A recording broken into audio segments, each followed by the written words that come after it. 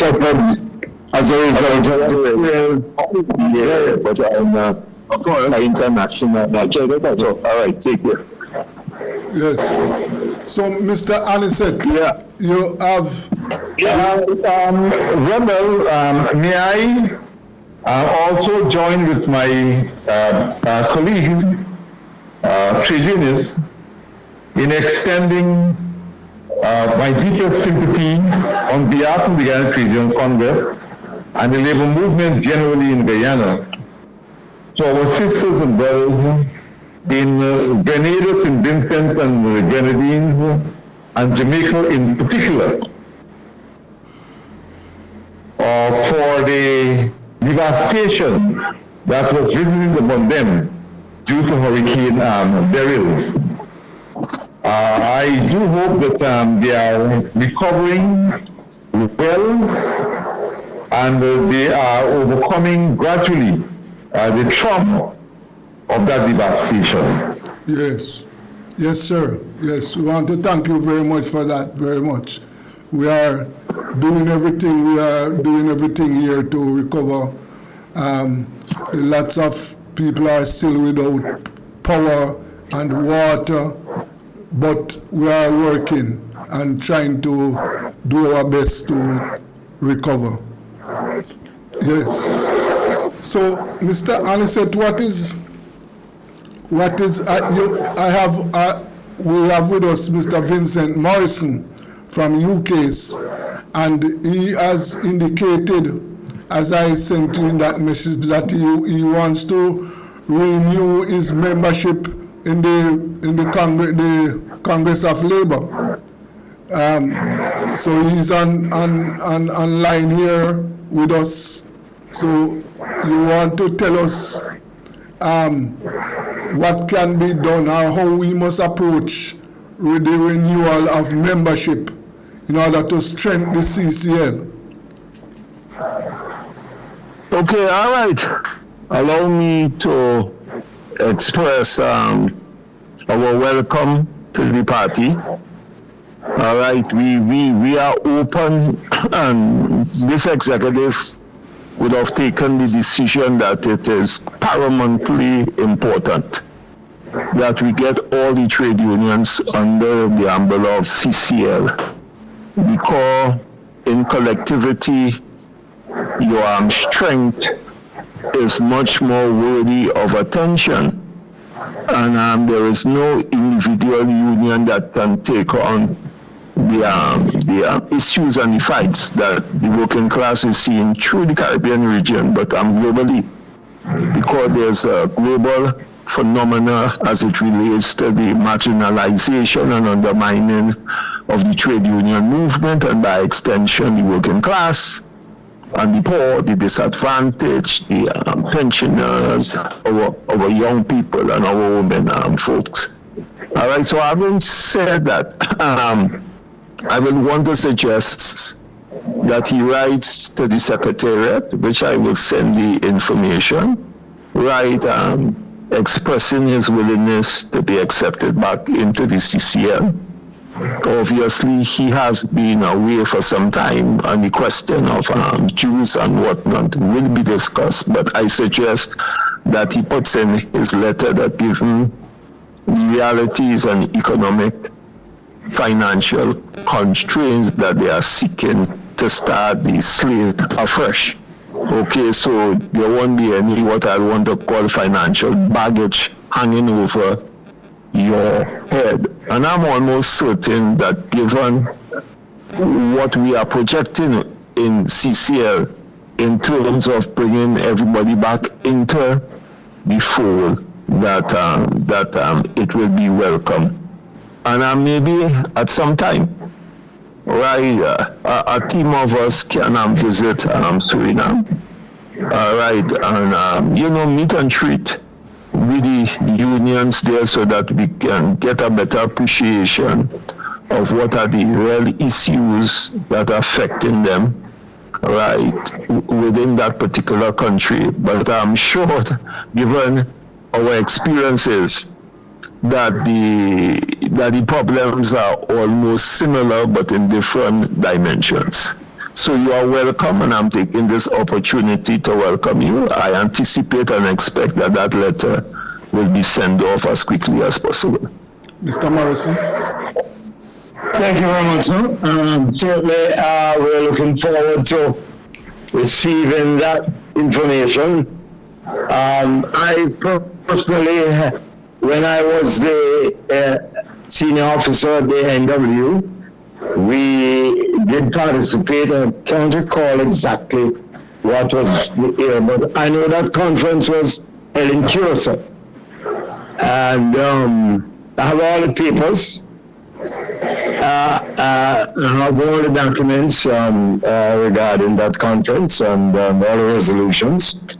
But I would just like to lighten the CCL, and I hope you don't hit me over the head for saying this. I'd like to liken this CCL to the West Indies cricket team. I know that CCL at that time, Frank Walcott, I think, was the president.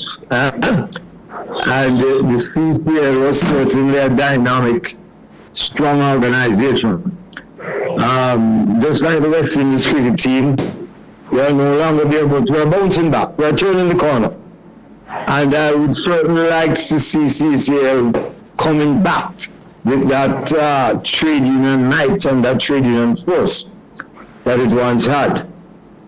We have some serious problems in the Caribbean, economic problems, social problems. We have some geopolitical problems. I see where Venezuela is trying to take away 2/3 of Guyana. And I'm sure the trade union movement must have a position in that situation. But as I said, there's a lot of good that can be had for the cooperation. Multinational companies, they have been very smart. They, do their business in one country, but they are across all borders. And the only way you can counteract them and deal with them, especially in terms of resource, information, etc., is for you to have a united labor movement in the Caribbean. The Caribbean has certainly given, the movement has certainly given the Caribbean governments or the Caribbean nation the whole question of independence. We can't just leave it there. A lot of work is to be done. So we are looking forward, sir, to joining with our friends across the Caribbean.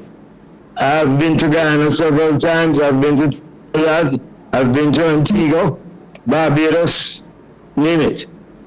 Great places, great countries, great people. The trade union movement must not be diluted because it is us, the movement. Osmond Dice, Michael Manley, Tossie Kelly, Frank Walcott, name all of them who have given the voice through the trade union movement to the people of the Caribbean. Mr. Witter? Mr. Witter? But you have lost him. Hello, Mr. Witter. Oh, yes, ma'am. Yes. Sorry about that. Yes. I had a brief interruption. Yes, Rebel, I have listened to my colleague, Brother Abinket and Morris, and I could not agree with them more. As a matter of fact, first of all, my apologies for not submitting to you the information pertaining to the unions in Guyana, because we did agree that if we are to start the process of networking and building eventually a global union organization, then we need to have a database of the unions in the respective Caribbean, in the Caribbean, and we move from that point. However, I'm still working in putting together that information. Now, I think we are all agreed. We are all agreed that the imperative of globalization requires labor generally to organize locally, regionally, and globally if it is to effectively address its social, political, and economic challenges. That's a given, right? The question is, how do we get to that point? I am happy that our brother Abensis has so eloquently advised Brother Morris as to the process that he needs to undertake in order to establish a relationship with the CCL. I think that the CCL as a regional organization is of more critical importance now than ever. That's true. Where labor is concerned. Yes. And I would wish to suggest, because we did agree that one of the things that needs to be done is for unions to establish bilateral relations, multilateral relations, build on those relationships. Right? So when the unions within the region when they meet at the regional level through the CCL, they would have already had a good understanding in terms of, well, not only matters of cultural nature, but political, social, and economic, right? Because I think unless we understand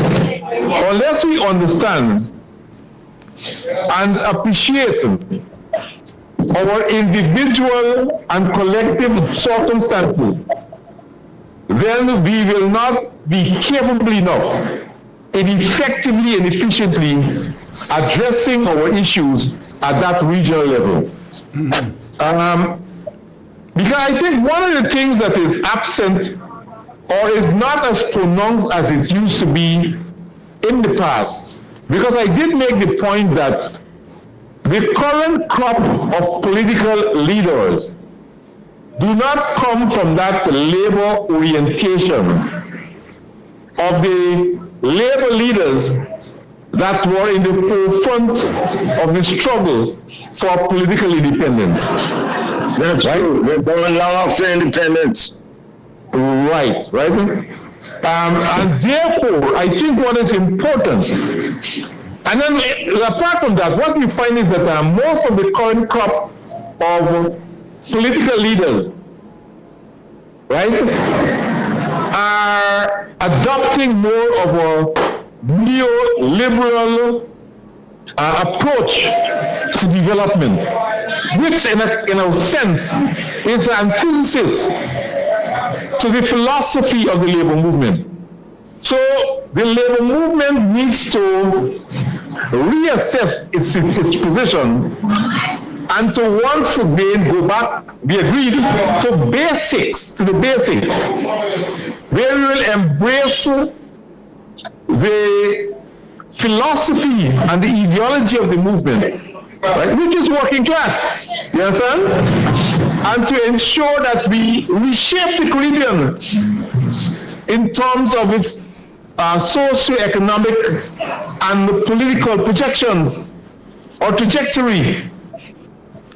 Because unless we do that, right, then what is going to happen is that the working class will continue to suffer in this neoliberal arrangement where the elite, right, benefit to the detriment of the working people. Yes. And the labor movement is sidelined within this whole process. Right.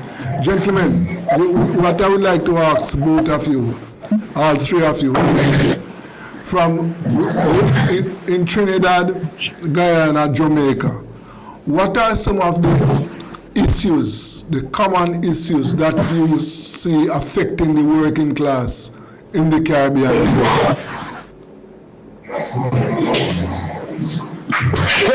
Who want to start? All right. Go ahead, Comrade. Yeah. Okay. Let me give you a Guyana perspective, right? And I think it may not be very much different to the other regions. Now, apart from our demographics plays a significant role in what is happening, where there are two major ethnic groups in Guyana, right? The Afro-Guyanese and the Indo-Guyanese.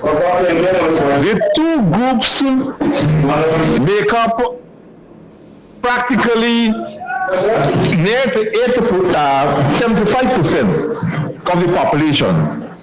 The Indo-Guyanese group is about 39%, and the African Guyanese group is about 29%, right? And then you have the mix and so on.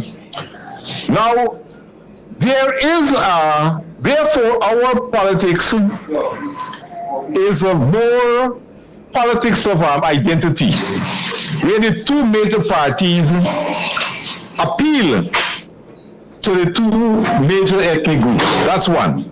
Now, the leadership of these two major political parties, in particular, right, has a preoccupation in winning elections, seizing control of the state.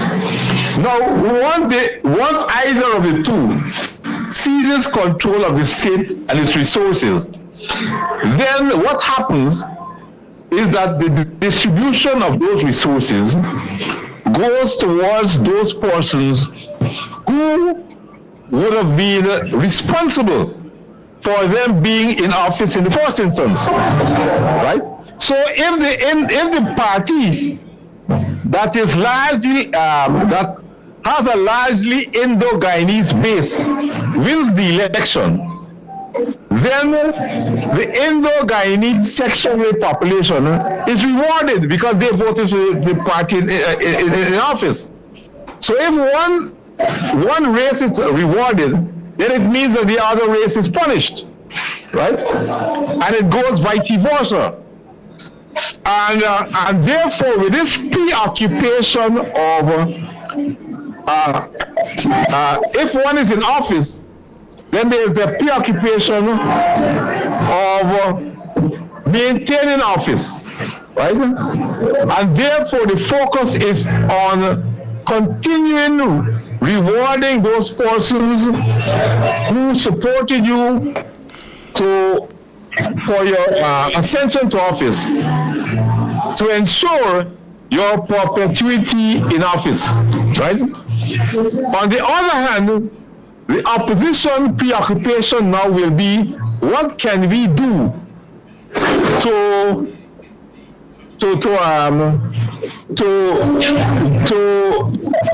gain power. Disturb, to gain power, yes. Right? And to gain power, it will mean trying to disturb or to destabilize the party in power, right?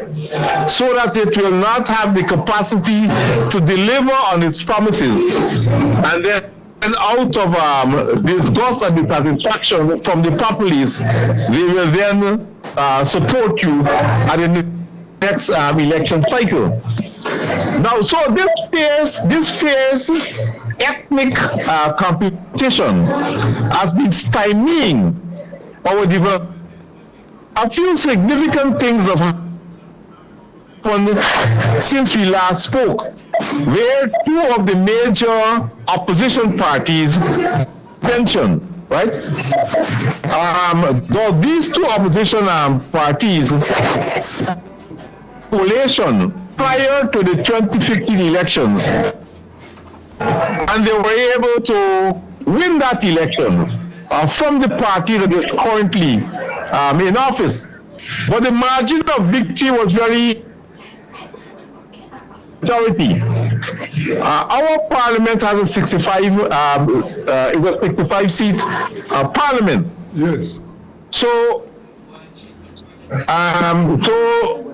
in the 2015 election, the joint opposition won 33 out of the 65 seats, and the current party that's in government won 32.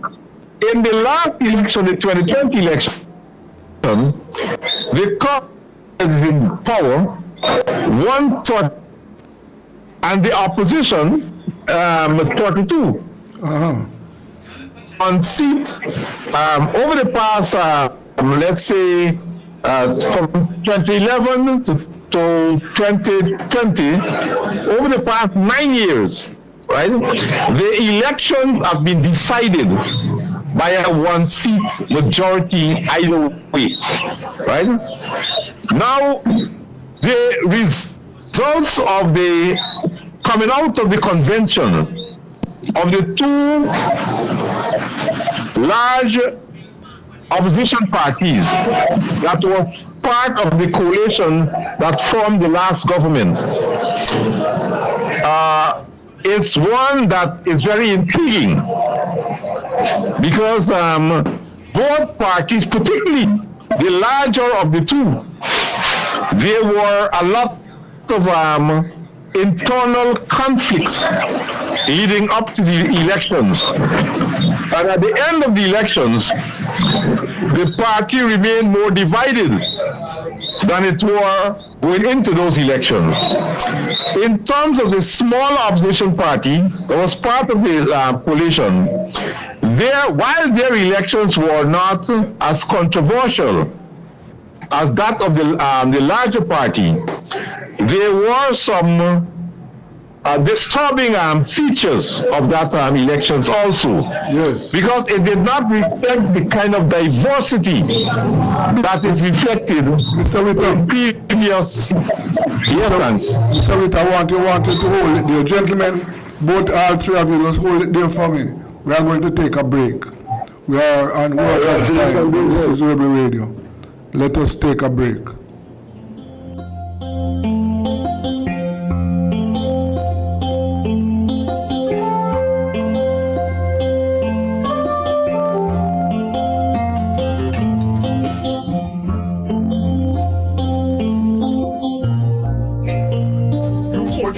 Everybody sale at new budget supplies. Do-it-yourself professionals and contractors. This is the sale for you.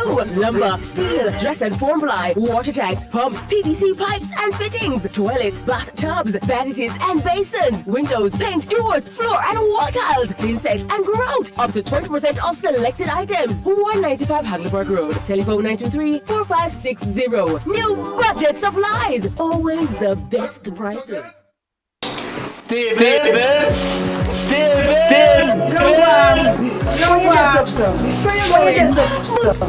Where you go? I have business to do down like JPS and I want Steven to carry me.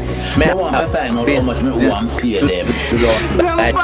People don't do that again. Yes, and I want Steven. Pops is modern days. JPS has efficient IVR. IVR? Customer service. They did all over the phone. We have recognized the number that you are calling from as being attached to account number 3018.